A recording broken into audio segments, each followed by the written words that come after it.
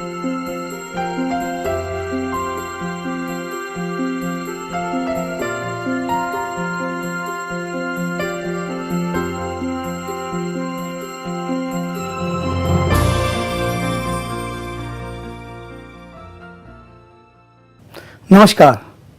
मित्रों, आज हम कृषि में एकीकृत कीट प्रबंधन के बारे में चर्चा करेंगे। ये एकीकृत कीट प्रबंधन है क्या, इसकी परिभाषा क्या है? FAO 1967 के अनुसार एकीकृत कीट प्रबंधन IPM एक प्रणाली है जो कीट प्रजातियों के विद्यमान परिवेश तथा जनसंख्या गत्यात्मकता के संदर्भ में यथासंभव अनुकूल तरीके से समस्त उपयुक्त तकनीकों और पद्धतियों का प्रयोग करती है तथा कीट जनसंख्या को उन स्तरों से नीचे अनुकूलित करती है जो आर्थिक क्षतिकारित करते हैं। ये क्यों आवश्यक है? IPM आवश्यक इसलिए है कि वातावरण की गुणवत्ता के लिए, स्वस्थ उत्पाद पैदा करने के लिए, उत्पादन को बढ़ावा देने के लिए और कीटनाशी रसायनों के प्रति प्रतिरोधक क्षमता खत्म करने के लिए। IPM है क्या? कीट नियंत्रण तकनीकों का उचित चुनाव एवं उनको अकेले अथवा दो या दो से अधिक को मिलाकर लाभ का विश्लेषण कर इस प्रकार प्रयोग करते हैं कि उत्पादक, समाज एवं वातावरण के हित में हो तथा अनुकूल हो।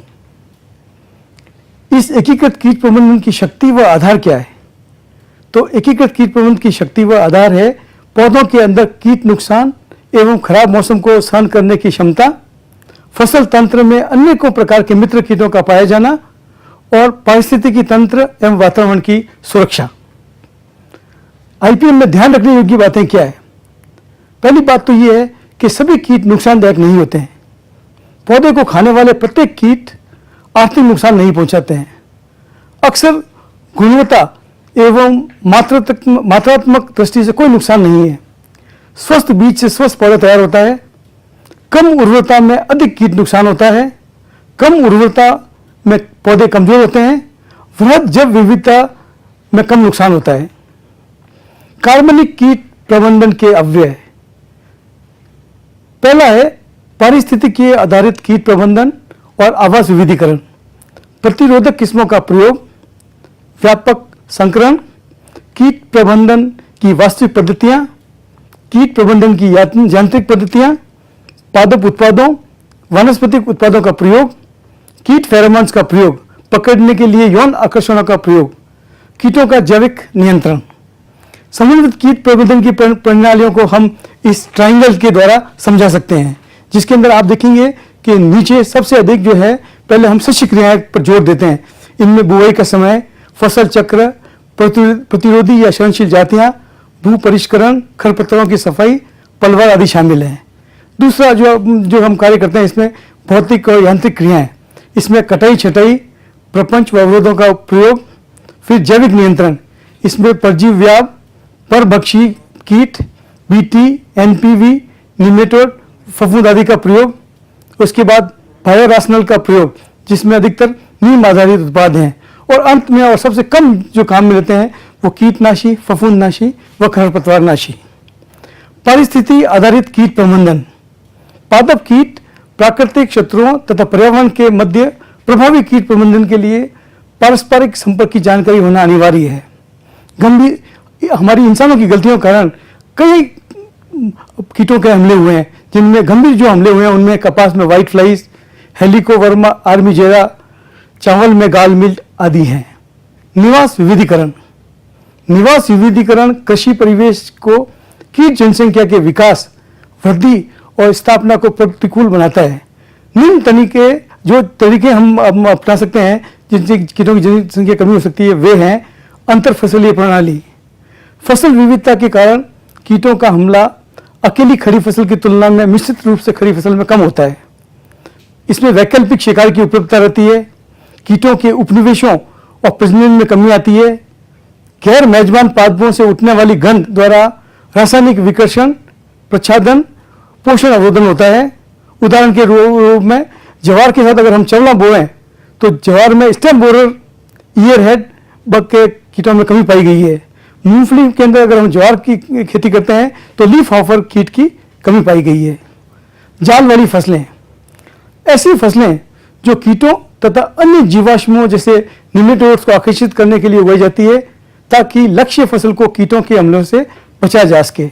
इसमें कीट को फसल तक पहुंचाने से रोककर अथवा उन्हें खेत के किसी निश्चित भाग में ही रोककर जहां उन्हें आसानी से नष्ट या नियंत्रित किया जा सके। उदाहरण के तौर पर मक्का के साथ अगर ज्वार की फसल लगाई जाती है तो शूट फ्लाई और स्टेम बोरर कीट का नियंत्रण होता है। इसी प्रकार कपास में अगर प्याज और लहसुन लगाई जाती है तो इसमें कपास के कीटों में कमी पाई गई है। उर्वरक प्रबंधन। पादप का विकास मृदा की पोषणीय स्थिति पर निर्भर होता है, जिसका कीटों पर अप्रत्यक्ष प्रभाव होता है।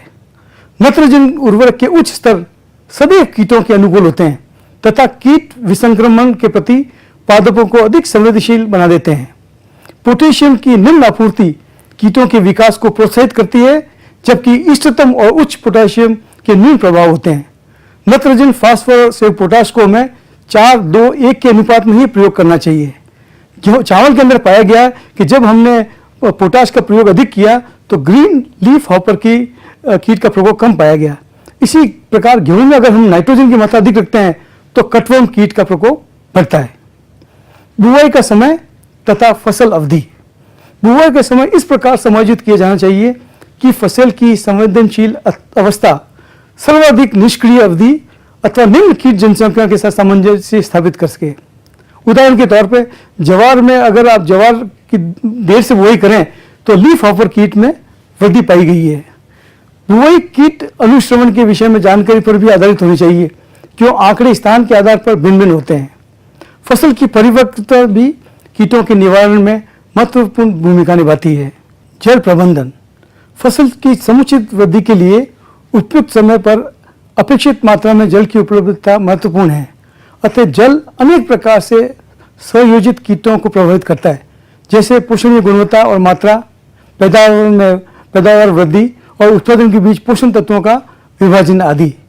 उदाहरण के तौर पर चावल के अंदर अगर हम 5 सेंटीमीटर जल कटौती करते हैं तो मिलीबग के प्रकोप में कमी पाई गई है। इसी प्रकार फल वाले वृक्षों की नर्सरी में अगर अत्यधिक सिंचाई करते हैं तो दीमक के प्रकोप में कमी पाई गई है। मूंगफली में अत्यधिक सिंचाई से एफिड्स के प्रकोप में कमी पाई गई है। फसल चक्र। निश्चित कृषि परिस्थितियों में फसल चक्रों को अपनाया जाता है। मिश्रित फसल संस्कृतियां तथा अतिव्याप्त फसल मौसम कीटों और रोगों के गंभीर रूप से फैलने के प्रति अधिक श्रवण होते हैं। बगीचे की भूमि में मूंगफली के बाद कीचड़ की परिस्थितियों में चावल उगाना व्हाइट ग्रब को समाप्त करता है। कार्बनिक खाद। 12.5 टन प्रति हेक्टेयर की दर से मूंगफली में प्रेस मड का अनुप्रयोग पर्ण की क्षति को कम करने के साथ लीफ माइनर पर भी बेहतर प्रभाव डालता है। चावल में लीफ हॉपर का असर फार्म यार्ड मैन्योर के साथ मिश्रित एजोस्पिरिलम में निम्न था। कार्बनिक खाद के अनुप्रयोग ने राइस गॉल मिल की घटना में कमी की गई है। कीट प्रतिरोधी अथवा किस्मों का प्रयोग। मेजबान पादप के प्रतिरोधी स्वरूप कीट प्रबंधन की गैर रासायनिक पद्धति के महत्वपूर्ण अवयव हैं। फसलों की विभिन्न प्रतिरोधी किस्में गहन प्रजनन कार्यक्रमों के माध्यम से प्रमुख कीटों के विरुद्ध विकसित की गई है। बहु प्रतिरोधकों के साथ किस्मों का विकास अनिवार्य है। व्यापक संस्करण। जैव प्रौद्योगिकी उपकरणों के अनुप्रयोग के साथ एक प्रजाति से दूसरी में जीनों के अंतरित करना और यहाँ तक पादपों में माइक्रोब अंतरित करना संभव हुआ है। बीटी कॉटन में बेसिलस थुरिजिनेंसिस के कपास और अन्य फसलों में जीन का अंतरण कीटों के नियंत्रण के लिए व्यापक संकरण का एक श्रेष्ठ उदाहरण है। कीट नियंत्रण की कुछ पद्धतियां। 1% वनस्पति तेल भंडारित दालों में कैलोसिस ब्रचिस चिनेंसिस द्वारा क्षति को प्रभावशाली रूप से नियंत्रित करती है।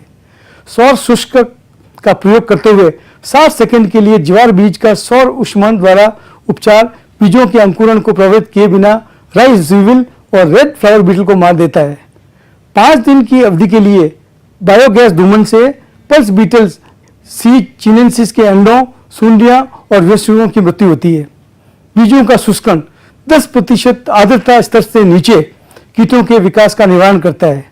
फल की मक्खियों को मारने के लिए फलों और सब्जियों का शीत भंडारण 12 से 20 दिन के लिए 102 डिग्री रखने पर प्रभावी पाया गया है। नियंत्रण की जो यांत्रिक पद्धतियां हैं, यांत्रिक रूप से जो कीटों को समाप्त किया जा सकता है, इसमें इलियों को हाथ से निकालना, लोहे के हुक से राइनोसेरस बीटल वेस्ट को हुकिंग की गई है। भंडारित उत्पाद में कीट नियंत्रण के लिए छलनी और फटकनी का प्रयोग किया गया है। चावल में केस वार्म को हटाने के लिए उसके पौधों को झटकना।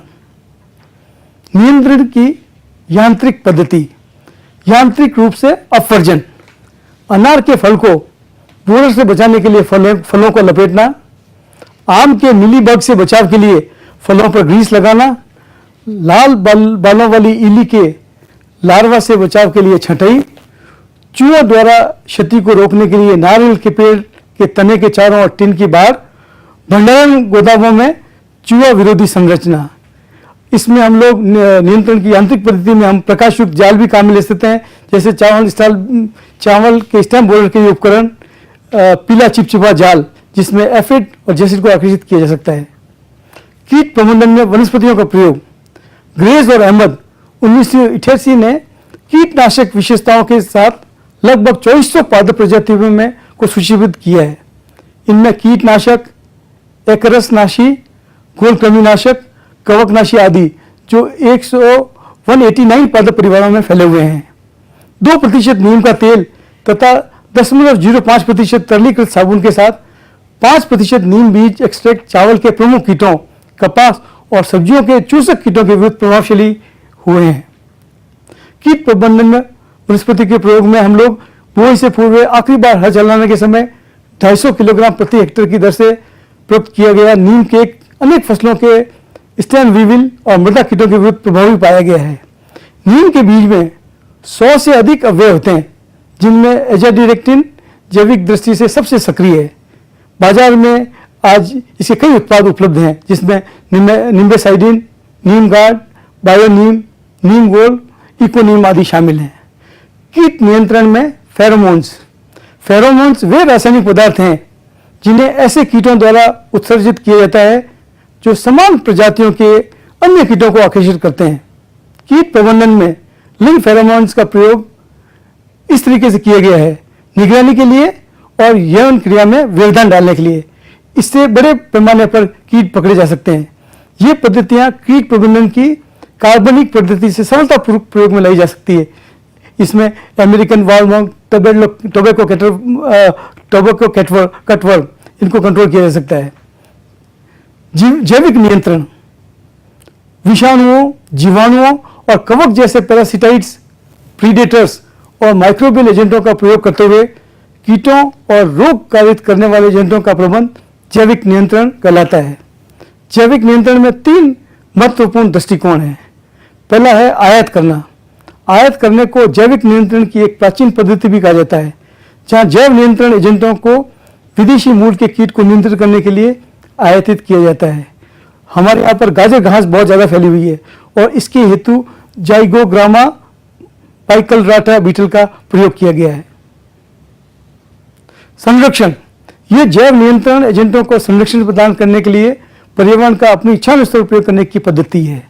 संवर्धन, संवर्धन का लक्ष्य प्राकृतिक शत्रुओं तथा क्षेत्रीय निर्मुक्तियों का बड़े पैमाने पर उत्पादन करता है। व्यावसायिक जैव नियंत्रण प्रयोगशालाएं एजेंटों का बड़े पैमाने पर उत्पादन करती है तथा इन्हें किसानों के मध्य उपलब्ध कराती है। अब जैविक नियंत्रण के हम लोग जो है जो किए जाता है, इसमें परजीवी व्याप और परभक्षी से किया जाता है। परजीवी व्याप में अंड परजीवी व्याप हैं और सुंडी परजीवी व्याप हैं, और परभक्षी में क्राइसोपिड्स हैं और कॉक्सिनेला जातियां हैं। आप देखेंगे प्रमुख अंड परजीवी व्याप हैं ट्राइकोग्रामा जातियां। इसमें बोरर व बॉलवर्म कीटों पर कंट्रोल किया जाता है। दूसरा है टेलिनोमस रिगस, स्पाइडोप्टेरा ल्यूट्रा को कंट्रोल करता है। सुंडी परजीवी व्यास में कोटेशिया फ्लेविस है जो मक्का तना छेदक के लिए है, और कैम्पोलेटिस क्लैरिडी ये चने की सुंडी के लिए काम में लिया जाता है। चूसक कीटों के लिए परजीवी व्याप है टेरिटिला रेपी। एफआईडीएस कोलोमेनी ये प्रौढ़ परजीवी व्याप है परजीवित करते हुए और मम्मीकृत चेपा इसमें दिखाया गया है। परभक्षी क्राइसोपिड्स, ये भी कीटों का नियंत्रण करते हैं। इसमें आपको अंडा, प्यूपा, ग्रब और पॉड की अवस्था बताई गई है। आप देख सकते हैं परभक्षी कॉक्सिनेला, जिसमें अंडा, प्यूपा, ग्रब और प्रौढ़ दिखाया गया है। परभक्षी किलोमोनिसिस जातियों का, इसमें भी आपको दिखाया गया है कि ग्रब और प्रौढ़ दिखाया गया है, और इसमें आपने देख सकते हैं कि अलग अलग रंग के ये हैं। इस चित्र में आपको परभक्षी कॉक्सिनेलिड जातियां दिखाई गई है, जिसमें ब्रूमोइडिस, सुट्रोलेसिस और क्रिप्टोलीमस मोटेरोजेरिया के कीड़े हैं। सूक्ष्मजीवी कीट रोगजनक, इसमें आपके एनपीवी संक्रमित सुंडी है और न्यूमेरिया रिलिया संक्रमित सुंडी है। ये हमारी कुछ परभक्षी चिड़ियां हैं, आज इसमें आपके मैना है, किंगफिशर है और दूसरी फ्लाई कैचर्स हैं। ये जो चिड़ियां हैं, इसको खेतों में अगर अपन बर्ड परचेज लगाते हैं तो उनसे ये भी कीटों का भक्षण करती है, कीटों को खाती है। तो मित्रों, आज हमने आपको एकीकृत कीट प्रबंधन के बारे में जानकारी दी। आप देख सकते हैं कि ये क्यों हमारे लिए आवश्यक हो गया है। अभी हमारे यहाँ पर ये केमिकल्स, पेस्टिसाइड्स का इतना ज़्यादा यूज़ हुआ है कि इसके कारण आज हमारे ह्यूमन बींग्स में कितनी बीमारियां आ गई है। आज जो कैंसर जो हो रहा है वो इन सब का प्रकोप के कारण ही हो रहा है। तो ये बहुत ज़रूरी है कि फसलों के अंदर हम लोग जो है इस IPM टेक्निक को हम प्रयोग में लें और कम से कम जो है रसायनों पर हमारी निर्भरता रखें। आपको इसको और जानकारी अगर चाहिए तो इसके लिए आप मैनेज की वेबसाइट पर जाएं और आपको जो मैनेज ने जो लिटरेचर उपलब्ध कराएं उसको कंसल्ट करें। धन्यवाद।